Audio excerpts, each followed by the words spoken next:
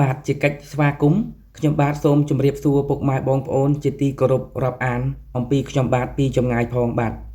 ប្រធានបទនៅក្នុងคลิปវីដេអូថ្ងៃនេះខ្ញុំបាទសូមលើកយកនៅសម្ដីមាសចំនួន4ឃ្លារបស់លោកបណ្ឌិតសុកទូចដែលបច្ចុប្បន្នលោកបណ្ឌិតជាប្រធានរាជបណ្ឌិតសភាកម្ពុជាមកចែករំលែកជាធម្មទានជូនពុកម៉ែបងប្អូននិងកូនខ្មែរគ្រប់រូបជាទីសន្តាប់បាទវាជាការពិតមួយពុកម៉ែបងប្អូនដែលថាយើងទាំងអស់គ្នាតែងតែទទួលស្គាល់ថាលោកបណ្ឌិតសុកទូចរមែងផ្ដល់ជាគតិអប់រំផ្ដល់ជាចំណេះជំនាញនិងបទពិសោធន៍ផ្សេងៗមកដល់កូនខ្មែរគ្រប់រូបដើម្បីឲ្យកូនខ្មែរជាពិសេសនោះគឺយុវវ័យឬក៏យុវជនឲ្យមានការផ្លាស់ប្ដូរនៅទម្លាប់ផ្លាស់ប្ដូរនៅអរិយាប័ត្រក៏ដូចជាការផ្លាស់ប្ដូរនៅការគិតផងដែរបាទជាងនេះទៅទៀតនោះគឺថាលោកបណ្ឌិតសុកទូចគឺចង់ឃើញកូនខ្មែរគ្រប់រូបអាចប្រើនៅចំណេះជំនាញបំណិននិងបទពិសោធន៍ទាំងអស់ដែលខ្លួនមានមកបម្រើសង្គមជាតិរបស់ខ្មែរឲ្យបានពេញលេញឲ្យបានពេញដៃពេញជើងនោះឯងពុកម៉ែបងប្អូនបាទហេតុដូចនេះដើម្បីដឹងថាតើសម្ដីមាស4ឃ្លារបស់លោកបណ្ឌិតសុកទូចនៅក្នុងคลิปវីដេអូថ្ងៃនេះមានអត្ថន័យនិងខ្លឹមសារល្អយ៉ាងណានោះ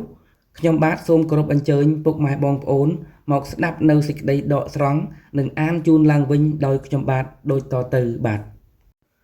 នាពេលថ្មីកន្លងទៅនេះមានคลิปវីដេអូជាច្រើនរបស់លោកបណ្ឌិតសុកទូចត្រូវបានគេបង្ហោះជាផ្លូវការចូលទៅក្នុងបណ្ដាញសង្គម YouTube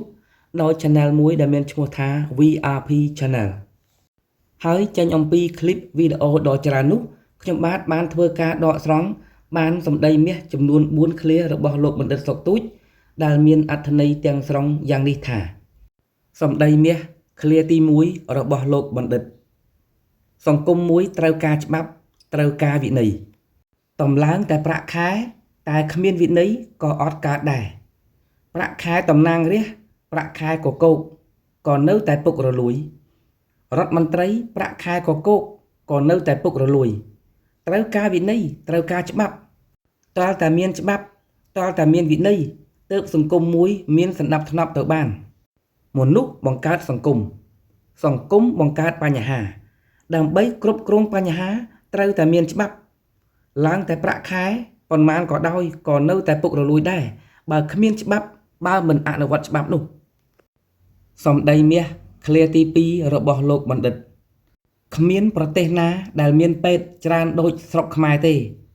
ស្រុកគេមុនបើកពេទ្យបានមួយមិនងាយទេ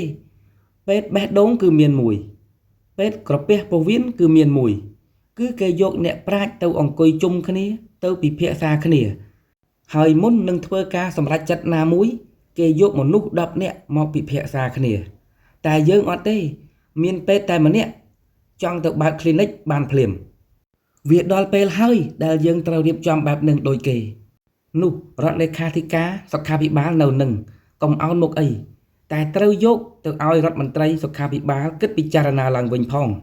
មិនមែនមានពេទ្យតែម្នាក់ទៅបើក clinic បានទេវាត្រូវប្រជុំអ្នកប្រាជ្ញមុនពេលសម្រេចធ្វើការវះកាត់អីមួយវាត្រូវយកក្រុមអ្នកប្រាជ្ញមកគិតអានឹងវាជាបញ្ហាមួយដែលចាំបាច់ត្រូវធ្វើកំណែតម្រង់ហើយបើអត់ធ្វើកំណែតម្រង់ទេច្បាស់ជាជិះឡានទៅស្រុកគេមួយឡានទៅមើលខ្លួនមកវិញសួរទៅនិយាយថាអួតអំពីពេទ្យគេខ្ញុំបានសម្ភាសអ្នកជិះយន្តហោះមួយយន្តហោះនៅពេលដែលខ្មែរលក់ដីដាច់នៅលើយន្តហោះសុទ្ធតែអ្នកទៅមើលជំងឺនៅឯពេទ្យថៃនិងពេទ្យវៀតណាមទាំងអស់ហើយមួយឡានក្រុងអ្នកដែលទៅដើរលេងមានតែ3នាក់ទេក្រៅតែពីនឹងសុទ្ធតែអ្នកទៅមើលជំងឺទាំងអស់ហើយនៅពេលដែលត្រឡប់មកវិញនិយាយអួតពីពេទ្យគេទៀតហេតុអីព្រោះពេទ្យយើងទៅបំភ័យគេមុខពេទ្យយើងបើមានលុយញញឹមបើអត់លុយទេមុខអ្នកឯងក៏មិនមើលដែរសម្ដីមាសឃ្លាទី3របស់លោកបណ្ឌិតតែខ្ញុំថាហើយខ្ញុំប្រាប់ហើយមិនធ្វើជីវិតខ្ញុំក៏ខ្ញុំបដូរដែរឧទាហរណ៍បឹងទន្លេសាបខ្ញុំបានប្រាប់ថាអាណាខ្លះឆក់ខ្ញុំឲ្យទៀងឈ្មោះទៅទៀតដើម្បីធ្វើការចាប់មិនបានប៉ុន្តែខ្ញុំចាប់បានគឺត្រូវតែមានឆន្ទៈនិងមនសិការនៅក្នុងការបំពេញការងារទៅបានខ្ញុំតែងប្រាប់ថាមុននឹងខ្ញុំធ្វើអីខ្ញុំអប់រំសិនឧទាហរណ៍សួនឧទ្យានតេជោសែនឬសៃត្រឹប ពិសេសបងប្អូនគួរតែទៅលេង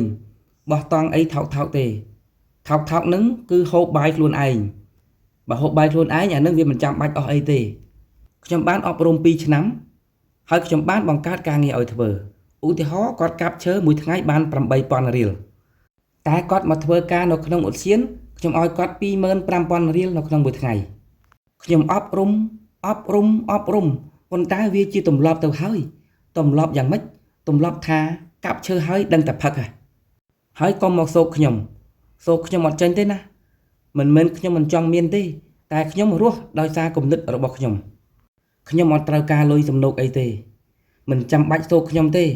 ខ្ញុំដឹងហើយអ្នកសោកមានច្រើនណាស់មន្ត្រីនៅទីនេះគេនិយាយថាតើតែប្រឡងទាំងអស់នឹងឯងមេដឹកនាំនៅទីនេះប្រឡងទាំងអស់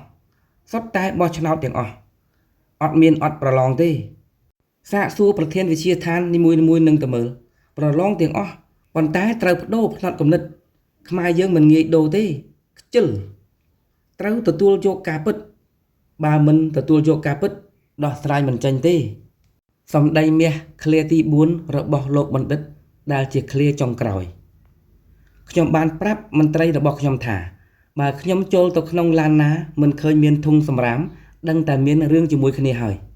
ពីព្រោះវាត្រូវតែចេញពីយើងទាំងអស់គ្នានឹងណែខ្ញុំប្រាប់កុំទៅចូលចិត្តបង្ហាញបង្ហោះអាការដើររើសសម្រាមអីនឹងវាអត់មានប្រយោជន៍អីទេត្រូវតែអប់រំបេះដូងរបស់យើងទាំងអស់គ្នាឯនេះទេដែលត្រូវអប់រំថាតើនៅពេលដែលអ្នកឯងបោះចោលសម្រាមទៅនឹងវាយ៉ាងម៉េចតែយើងអត់ព្រមធ្វើអញ្ចឹងផងយើងបែរទៅជាចូលចិត្តធ្វើតែការបង្ហោះបង្ហាញឯនោះទៅវិញមិនដេចមិននាំគ្នាអប់រំបេះដូងរបស់យើងឲ្យរីកចម្រើនផងទៅបាទខ្ញុំបាទសូមធ្វើការបញ្ចប់នៅការអាននៅសម្ដីមាសចំនួន4ឃ្លារបស់លោកបណ្ឌិតសុកទូចតែត្រឹមនេះបាទក្រោយពេលបានស្ដាប់នៅសម្ដីមាសទាំង4ឃ្លារបស់លោកបណ្ឌិតសុកទូចថាតើពុកម៉ែបងប្អូនមានការយល់ឃើញយ៉ាងណាដែរបាទសម្រាប់ខ្ញុំបាទវិញខ្ញុំយល់ឃើញថាសម្ដីមាសទាំង4ឃ្លារបស់លោកបណ្ឌិតនេះពិតជាបានចូលរួមនៅក្នុងការដាស់សតិឬក៏អប់រំចិត្តគំនិតរបស់កូនខ្មែរគ្រប់រូបគ្រប់ស្ថាប័នតែម្ដងពុកម៉ែបងប្អូនបាទហើយជាពិសេសនោះគឺជួយដាស់សតិដល់កូនខ្មែរគ្រប់រូបដែលបាននឹងកំពុងមានតួនាទីនៅក្នុងស្ថាប័នរបស់រដ្ឋនោះឲ្យបានគិតគូរឡើងវិញអំពីកំណែទម្រង់ទៅលើស្ថាប័នរបស់ខ្លួនឲ្យបានសមស្របឲ្យមានភាពប្រសើរឡើងវិញដើម្បីជាប្រយោជន៍នៅក្នុងការផ្ដល់សេវាសាធារណៈជូនសង្គមជាតិខ្មែរទាំងមូលនោះឯងបាទខ្ញុំបាទសូមធ្វើការបញ្ចប់ឃ្លីបរបស់ខ្ញុំបាទដែលមានចំណងជើងថាសូមអរគុណសម្ដីមាស4ឃ្លារបស់លោកបណ្ឌិតសុកទូចតែត្រឹមនេះបាទហើយប្រសិនបើការរៀបចំឃ្លីបនៅថ្ងៃនេះមានការខ្វះខាតលើសលួសឬក៏ទាស់អធ្យាស្រ័យពុកម៉ែបងប្អូននៅត្រង់ប្រការណាមួយនោះក៏សូមការខន្តីអភ័យទោសពីសំណាក់ពុកម៉ែបងប្អូនផងបាទមុននឹងបញ្ចប់ខ្ញុំបាទសូមគោរពជូនពរពុកម៉ែបងប្អូនឲ្យជួបប្រទះតែនឹងសេចក្តីសុខសេចក្តីចម្រើនគ្រប់ប្រការនៅពេលនេះខ្ញុំបាទសូមគោរពថ្វាយបង្គំលានិងសូមជម្រាបលាសូមជួបគ្នានៅក្នុងឱកាសលើកក្រោយទៀតបាទ